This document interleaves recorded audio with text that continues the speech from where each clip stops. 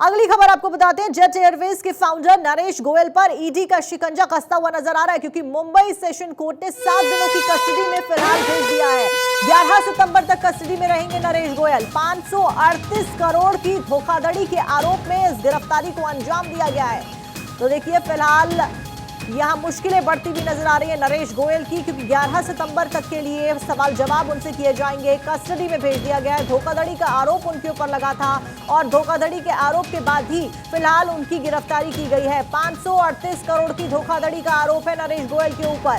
तो आपको ये भी जानकारी दे दें कि जेट एयरवेज के फाउंडर है नरेश गोयल, और जेट एयरवेज के फाउंडर नरेश गोयल के ऊपर कई आरोप, पैसों की हेराफेरी की गई, बैंक का आरोप है नरेश गोयल के ऊपर। और फिलहाल 11 सितंबर तक के लिए कस्टडी, परिवार के कर्मचारियों का खर्च कंपनी से किया गया, ये अभी आरोप जेट लाइट से भुगतान किए गए, और इन्हीं आरोपों के चलते अब उनके ऊपर शिकंजा कसा गया है। बिजली बिल, फोन बिल का भुगतान कंपनी के पैसों से किया गया नरेश गोयल के द्वारा। एडवांस पेमेंट के नाम पर हेराफेरी की गई है नरेश गोयल के द्वारा। ये तमाम बड़े आरोप जेट एयरवेज के फाउंडर नरेश गोयल का। क्या है पूरा मामला? नरेश गोयल पर धोखाधड़ी का आरोप है, यह भी आपको सरल भाषा में समझा दे। कैनरा बैंक ने केस दर्ज कराया है नरेश गोयल के ऊपर, जो कि जेट एयरवेज के फाउंडर है। ईडी शिकंजा कस रही है। 848 करोड़ से ज्यादा का पूरा मामला। 538.62 करोड़ रुपए की हेराफेरी का आरोप है। सीबीआई ने मई में गोयल के ठिकानों पर छापेमारी की थी। छापेमारी में कई सारे सबूत मिले थे। मुंबई ऑफिस समेत 7 ठिकानों की तलाशी की गई थी नरेश गोयल के।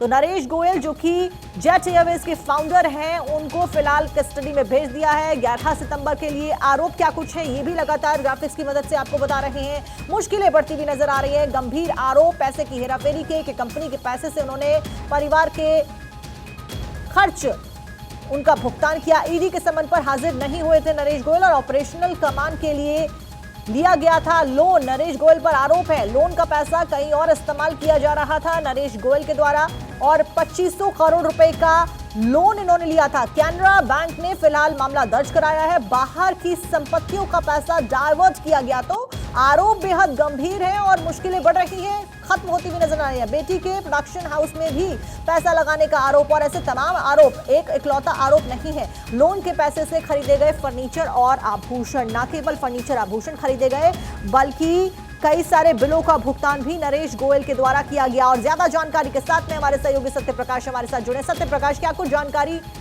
आपके पास? और पहले आपको रिपोर्ट दिखाते हैं सत्य प्रकाश की। जेट एयरवेज के चेयरमैन नरेश गोयल को मुंबई की ईडी ने दिल्ली से गिरफ्तार किया है।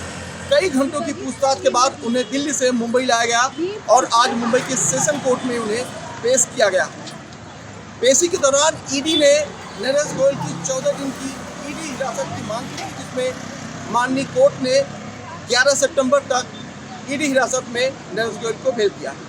दरअसल इस पूरे मामले में यह जानकारी मिली है, नरेश गोयल ने जेट एयरवेज के ऑपरेशनल काम के लिए 538 करोड़ रुपए का लोन कैनरा बैंक से लिया था, लेकिन लोन की रकम उन्होंने ऑपरेशन के लिए इस्तेमाल न करते हुए बल्कि अपनी बेटी को दिया था, जिसमें उनकी बेटी ने सैलरी और कुछ अलग कामों के लिए इस पैसे का इस्तेमाल किया है। इसके अलावा भी कई तरह के बैंकिंग गड़बड़ी का मामला सामने आया है, जिसकी जांच जो है ईडी कर रही है।